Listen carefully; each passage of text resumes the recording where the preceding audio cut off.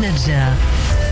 Bonjour Rachel Kahn. Bonjour Nadjar, pardon. Merci d'avoir accepté notre invitation cet après-midi. Vous Merci publiez aux éditions de l'Observatoire un essai intitulé Encore debout, un livre construit autour de 4 plaidoiries, de l'extrême gauche victimaire à l'extrême droite identitaire, en passant par les militants du pas de vague, des courants qui, à vos yeux, Rachel Kahn, fragilisent par leurs revendications, mais aussi par leur lecture du monde, le socle républicain de la France, et ce, à un moment intéressant de l'histoire, pour citer Albert Camus, qui est un peu la ligne rouge et la référence qui plane autour de ce livre. Rachel Kahn, vous diriez que nous sommes à la croisée des chemins, alors que les crises à la fois intérieures et extérieures se multiplient?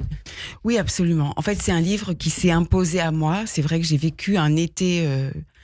une fin d'été assez difficile avec les polémiques autour des journées d'été. Et puis c'est enchaîné ensuite... Autour du rappeur Médine. Exactement. Et puis ensuite... c'est enchaîné le 7 octobre et puis ensuite toujours les mêmes discours que j'avais déjà énoncés dans Racé, vous savez, notamment les discours des victimaires ou des victimocrates de cette extrême gauche, puis les discours de cette extrême droite aussi.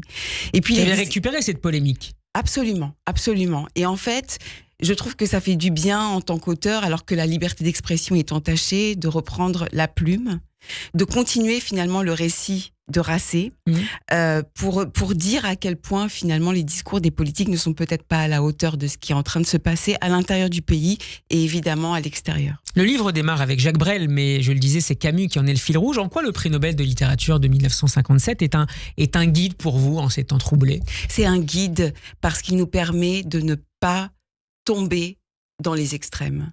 C'est un auteur d'une éperdue humanité, avec ce qu'il a vécu évidemment de ce voyage entre l'Algérie et la France, qui tisse ce lien. Et puis c'est un auteur extraordinaire qui raconte tellement de nous et qui est tellement à l'avant-garde, comme Romain Gary, à l'avant-garde en fait de ce qui se passe. C'est-à-dire que je dis toujours, les artistes... Très grande modernité de ces auteurs. Exactement. Les artistes sont les législateurs de l'ombre. Eh bien c'est très précisément ce qui se passe avec les mots de Camus, qui sont aujourd'hui tellement lumineux, qui nous éclairent tellement par rapport à ce qui se passe. Alors on va citer Camus, notamment cette belle phrase: si la cruauté révolte, la sottise décourage et les hommes fatigués de voir la bêtise triompher finiront par se taire, résignés. Rachel Kahn, est-ce que face à cet antisémitisme à la fois effrayant de bêtise, mais aussi effrayant par son caractère viral sur les réseaux sociaux, est-ce que vous êtes parfois épuisé? Est-ce que vous êtes parfois résigné? J'ai très peur de ça. J'ai très peur de ça. J'ai écrit ce livre pour... rendre hommage évidemment à ma famille, que ce soit du côté de l'Afrique ou du côté du Shtetl et de mon grand-père, déporté, rescapé. J'ai peur de la résignation, j'ai peur de notre fatigue, comme le disait Camus, et je voulais reprendre la plume pour, au fond, nous réveiller par rapport à ce qui se passe, et surtout contre une pensée binaire. C'est-à-dire que oui, l'extrême gauche nous accable de son antisémitisme, mais j'ai été sauvée cet été par une phrase d'Étienne Gernel qui écrivait dans Le Point en disant « L'antisémitisme ne se divise pas, qu'il soit d'extrême gauche ou d'extrême droite, il s'additionne ». Et en fait, c'est ça, ce livre, le moteur de ce livre, ça a été cette phrase aussi, je crois, pour ne pas nous résigner. Et malheureusement, c'est vrai que la bêtise de nos dirigeants politiques aujourd'hui, qui sont dangereux par rapport à ce qui se passe, peut nous... Seulement à l'extrême gauche? Non, les deux, justement. Dans cet ouvrage, c'est véritablement les deux que je pointe, l'extrême gauche, l'extrême droite, et aussi ceux qui ne sont pas à la hauteur de ce qui est en train de se passer. Et de tous ces morts, parce qu'en réalité, j'ai pensé en écrivant ce livre aussi, évidemment, aux enfants de Toulouse, évidemment à Arnaud Beltrame, et puis à vous saluez le courage? Absolument, puisque c'est un homme qui s'est sacrifié pour notre nation, pour la République, qui a remplacé sa vie pour une citoyenne. Est-ce que nous sommes à la hauteur de ça? Est-ce que nous avons ce courage-là? Quand vous entendez qu'Israël est accusé d'apartheid, de génocide dans la bande de Gaza, est-ce que vous êtes, pour reprendre ce terme, est-ce que vous êtes résigné? Est-ce que vous trouvez toujours la force de répondre et d'argumenter face à des accusations qui ne prennent pas la peine de le faire? Ça me révolte absolument. Déjà, utiliser le mot apartheid pour des personnes qui ne cessent de crier à l'appropriation culturelle. L'apartheid appartient à l'Afrique du Sud. L'apartheid a été créé par l'Afrique du Sud. La ségrégation a été créée par les États-Unis d'Amérique. Donc en fait, on se retrouve avec des dogmes issus, importés, colonisent depuis les États-Unis, des dogmes qui viennent de l'Afrique du Sud, donc ce pays de l'apartheid, pour l'importer en France, pour tenter en fait de motiver la jeunesse afin de mettre des cibles non seulement sur les Français de confession juive, comme on l'a vu avec Ruth El-Krief, etc., mais aussi de pointer des cibles sur l'ensemble des communautés juives du monde. C'est juste insoutenable. En fait, il y a 3 piliers qui motivent cette haine.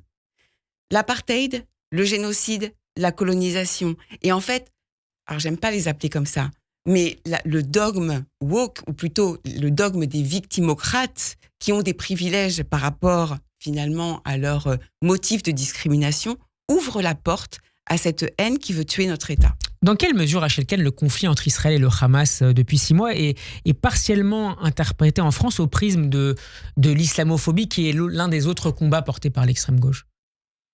Oui, c'est-à-dire qu'en réalité, alors c'est très cynique, c'est presque pathétique, mais c'est morbide en réalité, d'utiliser une religion ou d'utiliser une couleur de peau ou d'utiliser une ethnie pour en faire des billets de vote pour les prochaines élections ou encore pire, créer le chaos.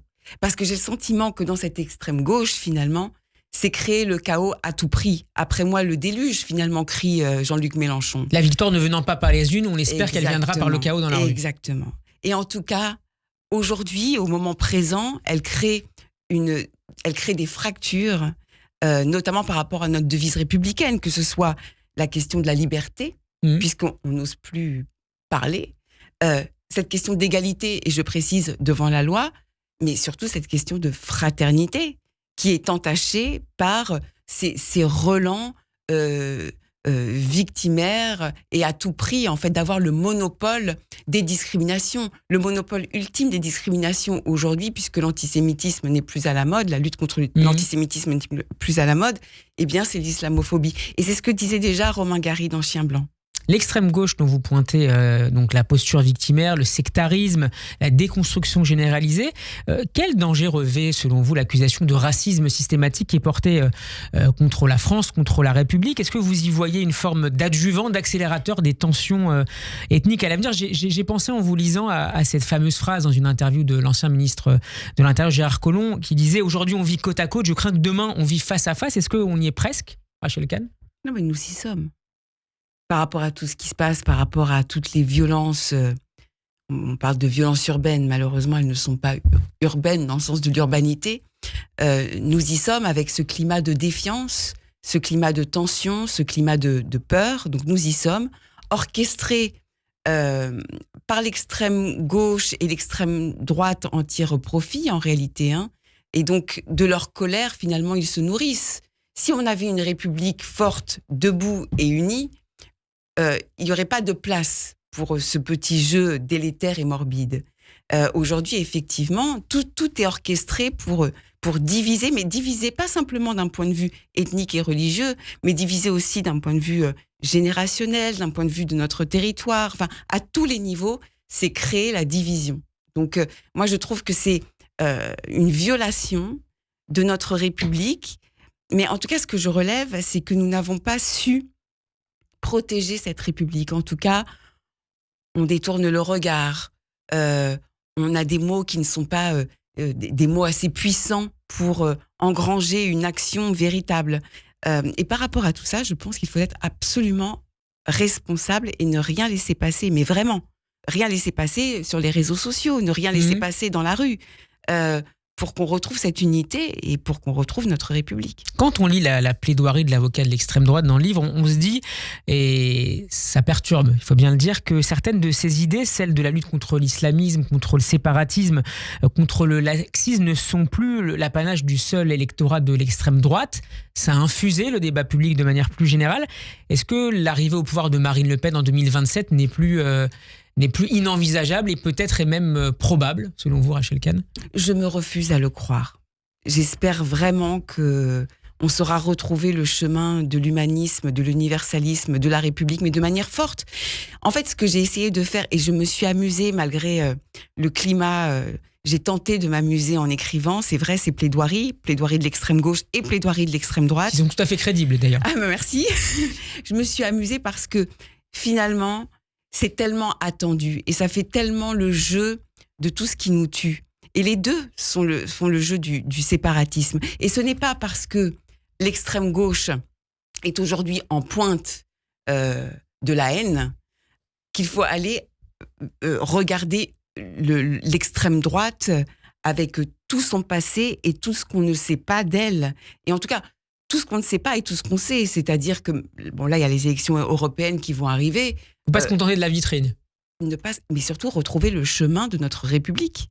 Notre République, c'est une République ouverte, c'est une République aux 1000 parcours, c'est une République politique et pas une République ethnique. Et aujourd'hui, dans un monde mondialisé, je ne vois pas comment on pourrait avoir une vision de notre souveraineté avec des œillères en autarcie et complètement repliés sur nous-mêmes. Enfin, ça n'a aucun sens. Nous sommes complètement imbriqués. L'arrivée des réseaux sociaux depuis 20 ans, ça a été une révolution dans la manière de diriger un pays. Pour terminer, Rachel Kahn, on a appris il y a une heure environ, en lisant le Wall Street Journal, que le Hamas aurait rejeté la proposition américaine qui prévoyait un échange, la libération de 40 otages, des femmes et des personnes âgées, en échange d'un cessez-le-feu temporaire et de la libération de 900 prisonniers palestiniens, dont 100 terroristes qui sont condamnés à des peines de prison importantes. Vous dénoncez dans le livre plus généralement le combat à géométrie variable des féministes. Pourquoi est-ce qu'on ont-elles tant de gêne face à la défense des femmes iraniennes, mais aussi des femmes israéliennes qui ont été violées, qui sont en tout cas soumises, on le sait, à de très fortes pressions, pour ne pas dire plus, depuis le 7 octobre et dans la bande de Gaza en particulier? C'est vrai que le 8 mars a été un moment d'une grande tristesse et d'une grande violence. J'ai évidemment une pensée pour l'ensemble des otages et pour nos 3 Français. Ça a confirmé la solitude d'Israël, pour reprendre le titre de Bernard-Henri Lévy, son dernier essai. Ça a confirmé ce que j'écrivais aussi dans Racé, c'est-à-dire que ces histoires d'intersectionnalité, où finalement, et c'est ce que j'ai vécu moi dans ma chair, où je me suis fait virer malproprement d'un endroit simplement parce que, d'accord, elle est femme, elle est noire, elle est musulmane, mais elle est juive, alors on la dégage. Ce séparatisme-là, qui est totalement l'inverse du féminisme, qui est un universalisme. Et je dis ça, on dirait des grands mots, mais moi, l'universalité, je l'ai dans mon sang. Donc, c'est-à-dire cette violence, et ça a démontré à quel point celles qui se disent féministes aujourd'hui ne le sont pas. Par rapport aux crimes qu'ont vécu ces femmes, ces traitements inhumains et dégradants, ça a montré, en fait, le 7 octobre a révélé un endroit de notre humanité que nous avons perdu. Et le Hamas a pris en otage, mentalement, je veux dire, ces dites féministes. C'est une honte. C'est une honte pour l'ensemble des combats d'Elisabeth Badinter, de Simone Veil, et puis alors qu'elle se drape d'une espèce de volonté de paraître comme des révolutionnaires, alors même que elles font le lit de la barbarie. Moi, ça me révolte absolument. Merci beaucoup Rachel Kahn d'avoir été avec nous pour nous présenter votre nouvel essai intitulé Encore debout, la République à l'épreuve des mots. C'est publié aux éditions de l'Observatoire. Bon après-midi à vous, à très bientôt. Merci beaucoup.